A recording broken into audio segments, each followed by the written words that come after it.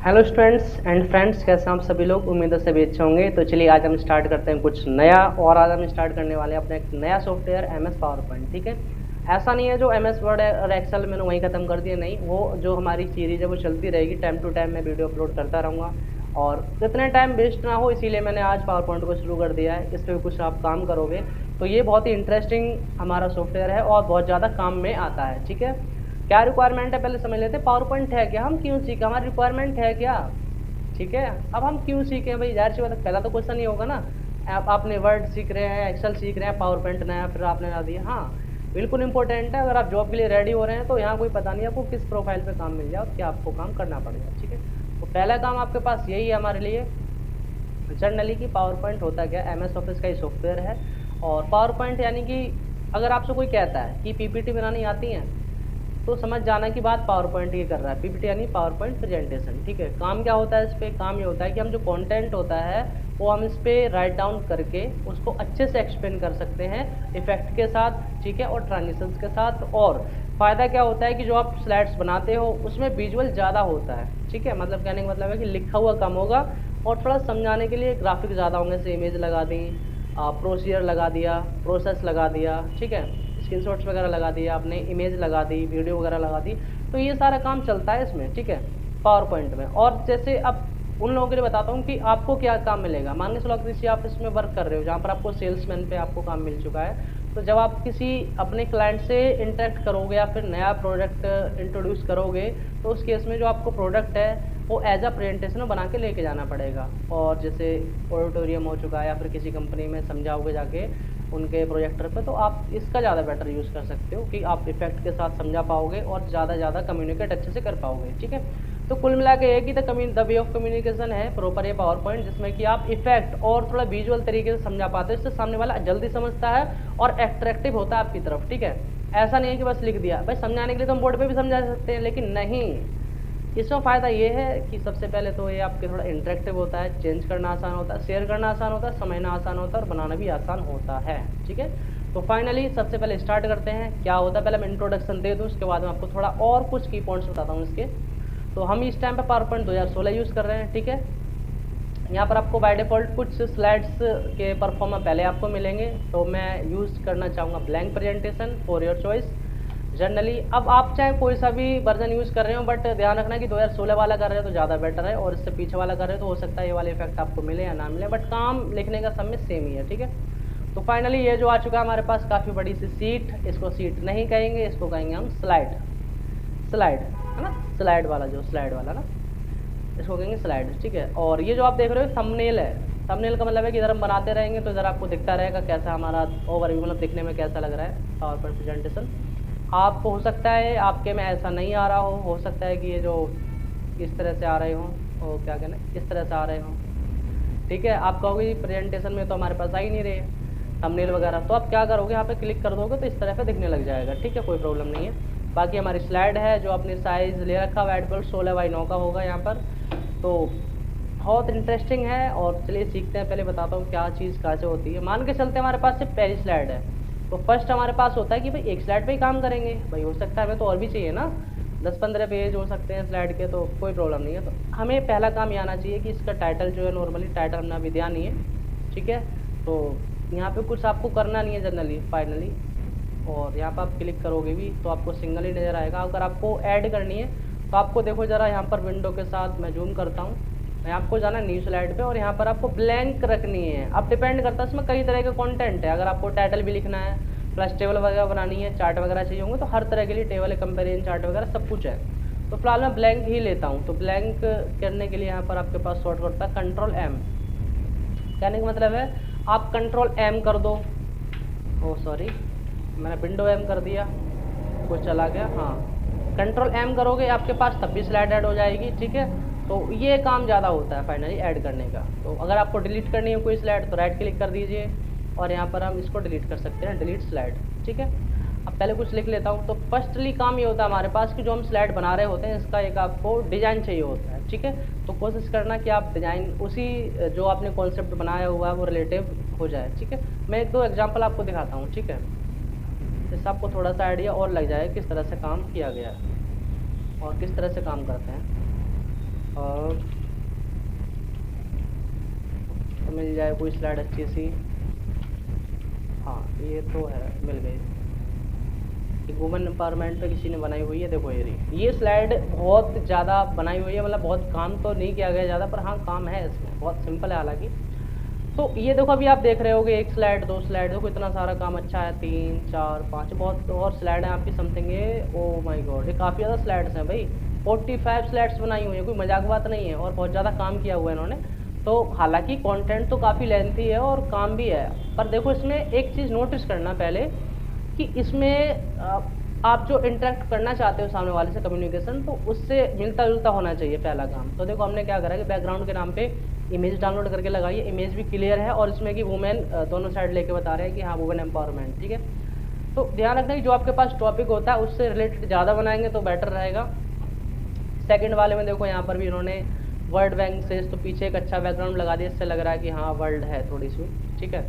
और ऐसे यहाँ पर उन्होंने बता दिया वुमेन डेफिनेशन। तो कुल मिला के है कि ना इमेजेस का यूज़ बहुत अच्छे तरीके से किया है। और अब देखो देखने में तो आपको सिर्फ नॉर्मल लग रहा है, लेकिन आप करोगे कि आप कहोगे ये काम तो MS वर्ड पे भी हो जाता, हाँ बिल्कुल हो जाता, लेकिन वो चीज़ नहीं है ये। बताता हूँ कैसे। जब आप इस प्रेजेंटेशन को प्रेजेंट करोगे, जैसे F5 करके दिखाता हूँ आपको, और यहाँ पर देखो दोबारा से देख पा रहे होगे, ठीक है। ये देखो यहाँ पर ये स्टार्ट हो चुका है और चला रहे हैं इस टाइम पे हम इसको, देखो बहुत बेटर तरीके से ऑटोमेटिक ही ये हमारी इमेज चल रही है, इसमें कोई नया काम नहीं है।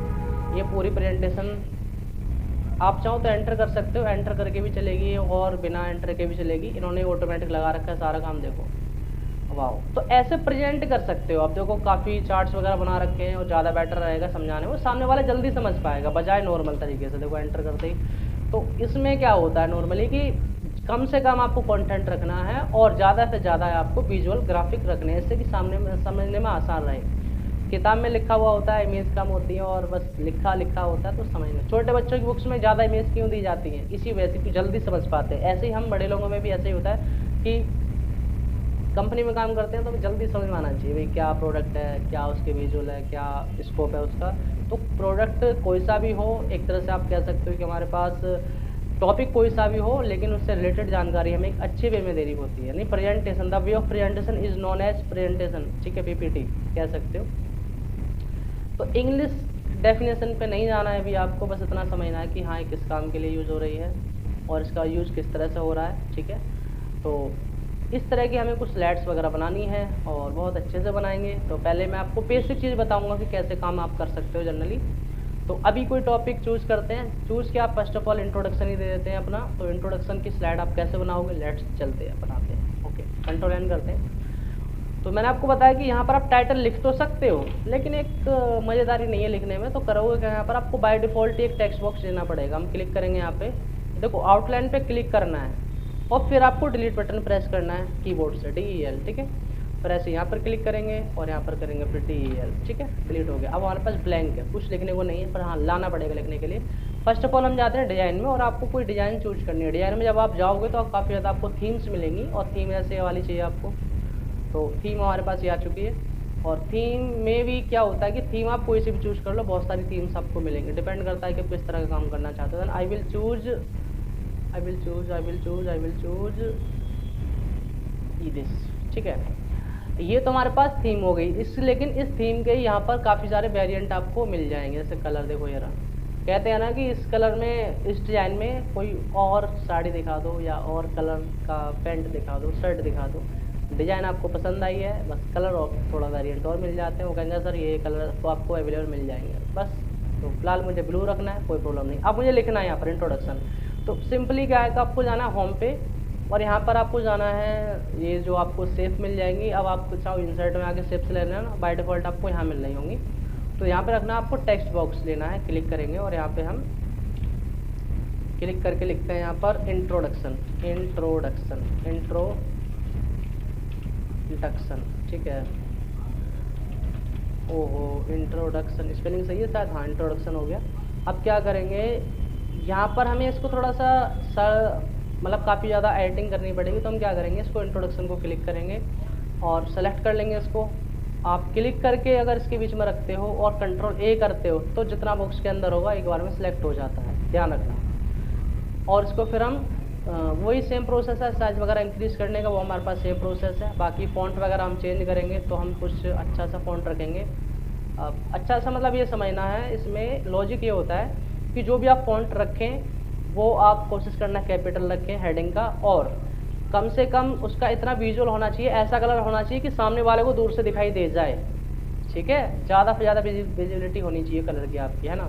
अपने लाल पीले काफ़ी सारे कलर कर दिए, नहीं, ऐसा कलर जो सामने वाले को दूर से भी दिखाई दे जाए प्रेजेंटेशन में। और सिंपल, पढ़ने में भी सिंपल होना चाहिए आपका फ़ॉन्ट, कलर भी आपके हाथ शार्प होने चाहिए जो कि सामने वाले को समझ में आ जाए, ऐसा भी नहीं ज़्यादा चुभे।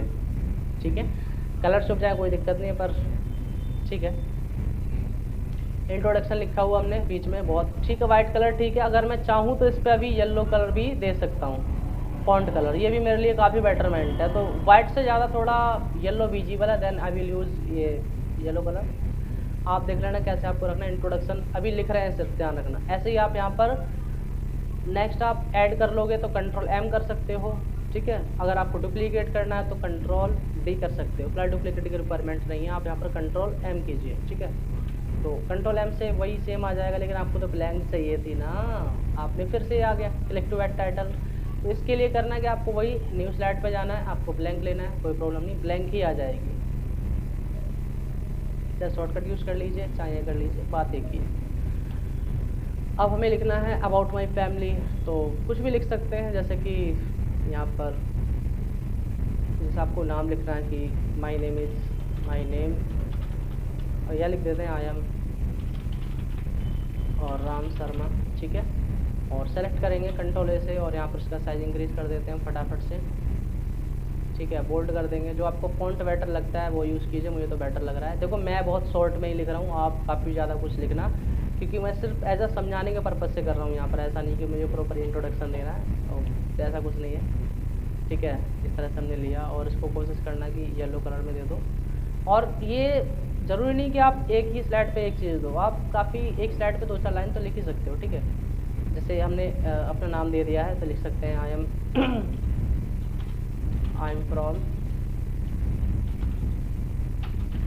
यूपी, फॉर्म लिख गया भाई, फ्रॉम स्पेलिंग भी यूपी। ठीक है, इस तरह से लिख सकते हो, और इनके साथ साथ जो लिखे हुए हैं इन पे आप इस तरह की कुछ एडिटिंग भी कर सकते हो, पॉइंट वैल्यू दे सकते हो, बहुत बेटर रहेगा इस तरह से।